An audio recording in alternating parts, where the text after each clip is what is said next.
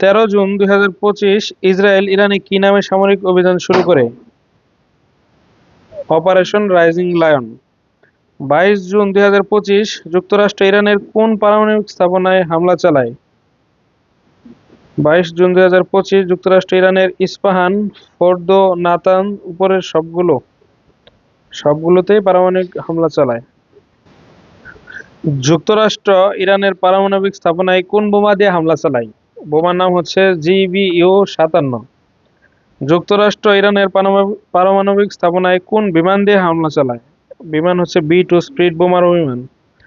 2026 সালে 52তম G7 শীর্ষ সম্মেলন কোথায় অনুষ্ঠিত হবে? ফ্রান্স। 2026 সালে 52তম G7 শীর্ষ সম্মেলন অনুষ্ঠিত হবে ফ্রান্সে। নিউ ডেভেলপমেন্ট ব্যাংক NDB এর বর্তমান সদস্য দেশ কতটি? বর্তমান সদস্য দেশ হচ্ছে 9টি।